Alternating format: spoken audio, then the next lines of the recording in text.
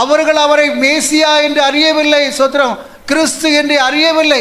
அதே போல ஆமென் சோதரம் ஆதி பரிசேயர் ஆமென் வேதபாரகர்கள் அதே போல பிரதான ஆசிரியர்கள் அவர்கள் ஆமென் கர்த்தராகிய இயேசு நான் தான் கிறிஸ்து நான் தான் ஆமென் அல்லேலூயா சோதரம் தேவனுடைய குமாரன் என்று சொன்னாலும் அவர்கள் நம்பவில்லை.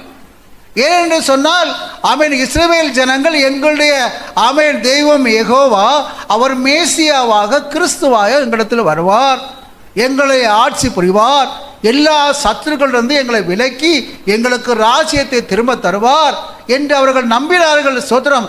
என்று சொன்னால் தீர்க்கதரிசிகள் சொல்லியிருக்கிறார்கள், சீயோன் குமாரத்தியே கெம்பீரி, உன் ராஜா சாந்த குணம் உள்ளவர்களாக இடத்தில் வருகிறார் என்று.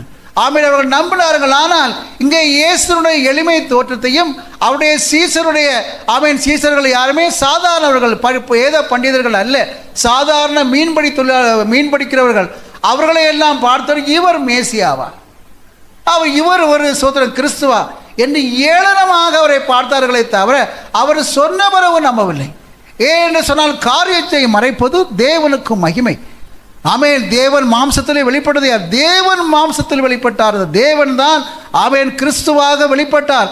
ஆனால் அந்த ஜனங்க அவருடைய தோற்றத்தையும் ஆமென் அவருடைய சூழ்நிலையையும் கண்டு அவரை நம்பாமல் போன கடைசி வரைக்கும் அவர் நம்பவில்லை. கடைசியாக கிறிஸ்து அவர் தன்னை தேவகுமாரன் சொன்ன அதுக்காகவே அவர் சிலுவையில் அறைந்து ஆமென் சோதரம் அவர் சிலுவையில் அறைந்தார்கள். அல்லேலூயா சோதரம். ஆமென். அன்பான தேவ ஜனமே சோதரம், நம்முடைய ஆண்டவர் சோதரம் நம்மை மீட்பதற்காக அல்லேலூயா தன்னுடைய சிங்காசனத்துடைய மகிமையை விட்டு அவர் சாதாரண ஒரு குமாரனாக வந்தார்.